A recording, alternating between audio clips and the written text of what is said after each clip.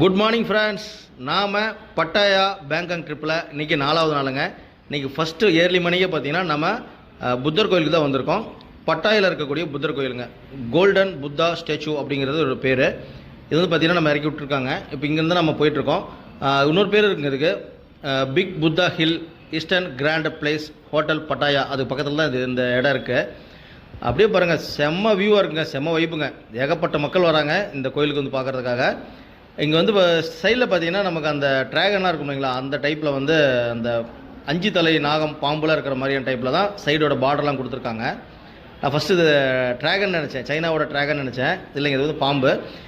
நம்ம இந்தியாவில் இருக்கக்கூடிய மகாபாரதத்தை தழுவி இருக்கக்கூடிய அந்த அமுதம் கடையிறாங்களா, பார்க்கடல் அமுதம் கடையக்கூடிய ஸ்டாச்சு வந்து பார்த்திங்கன்னா இங்கே நிறைய இடத்துல வச்சுருக்காங்க.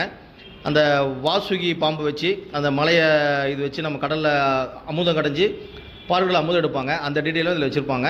இப்போ நம்ம பக்கத்தில் போயிட்டு புத்தரை பார்க்க போகிறோம். கோல்டன் புத்தா ஸ்டாச்சு இதோட பேர். செமையாக இருக்குங்க பாருங்கள், நியர்பை பக்கத்துலேயே வந்துட்டோம். நம்ம சூப்பராக இருக்குது பார்க்குறதுக்கு. நீங்கள் பட்டாயா வந்தீங்கன்னா மறக்காமல் இந்த இடத்த விசிட் பண்ணி பாருங்கள், சூப்பராக இருக்கும். அப்புறம் அடுத்து பாருங்கள், இன்னொரு இடம் காட்டுறேன் பாருங்கள். இது வந்து பார்த்திங்கன்னா இந்த மாதிரி பண்ணிகிட்டே இருக்கும்போது முதல்ல சவுண்டு லைட்டாக ஆரம்பிக்குங்க. அப்புறம் நல்லா ஹெவியாக பண்ணும்போது சவுண்டு சூப்பராக வரும். அடுத்து இங்கே தான் நம்ம விசிட் பண்ணி பார்க்க போகிறோம்.